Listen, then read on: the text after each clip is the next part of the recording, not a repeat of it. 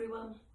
Today I thought I would read you a story, and I've chosen to do The Everywhere Bear by Julia Donaldson.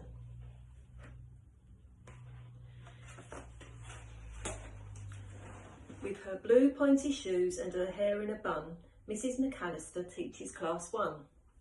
That's Ollie and Holly and Josie and Jay, Leo and Theo and April and May, Billy and Lily and little Lee Woo, Daisy and Maisie and Matt, who is new, Hannah Hazala, Callum and Claire, Kevin and Bev and the Everywhere Bear.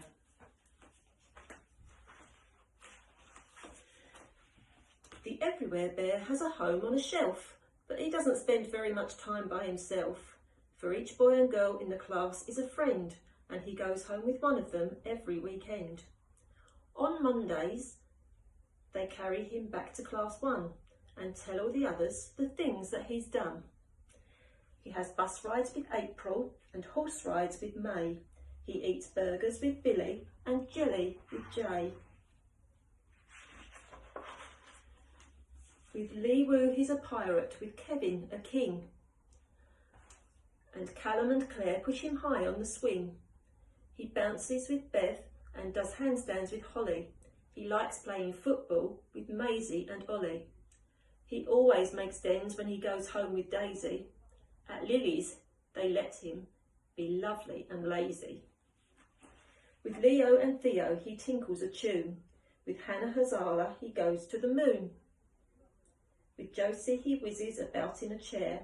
No wonder they call him the Everywhere Bear. One rainy Monday, the new boy called Matt was splashing to school when he spotted a cat. And when he bent over to give it a cuddle, the Everywhere Bear tumbled into a puddle. Just round the corner, a driver called Pete sat in a van painting stripes on the street. Matt got to school and sat down on his chair. He opened his bag and the bear wasn't there.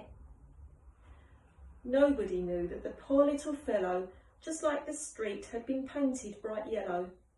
Nobody saw when a river of rain washed him and whooshed him head first down a drain.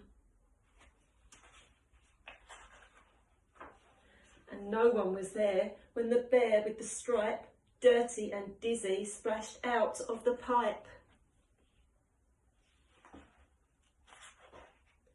The water was wild and the weather was wet when Jim, Jeff and Jonathan hauled in their net.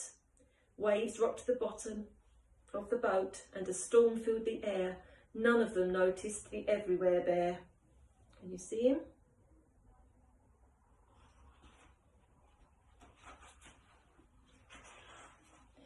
Back in the harbour, Mohammed Hussein lifted the fish off the boat with his crane. "Give me 2 boxes," said old Mrs Bishop, and she cheerfully wheeled them away to her fish shop. She started unpacking, then muttered, "That's odd. There's a bear wrapped in seaweed between these 2 cod." Out of the fish shop and onto the skip, into a lorry and off to the tip. "Aha!" squawked a seagull called Solomon's Shriek. "I smell fish," and he picked up the bear in his beak.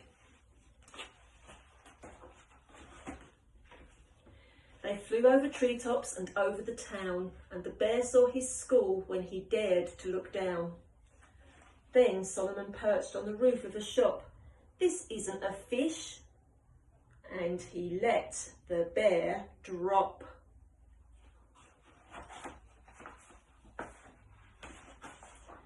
Then a very kind lady called Bethany Burke picked the bear up on her way into work.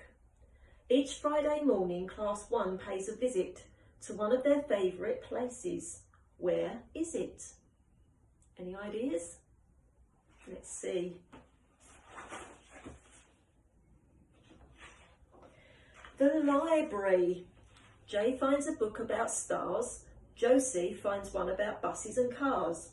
Billy likes aliens and Lily likes lizards. Hannah Hazala is keener on wizards. Finally, everyone's chosen a book. They clear at the counter, then Matt cries out, "Look!" April and May and the others say, "Where?" "Behind you, he's there, it's the Everywhere Bear."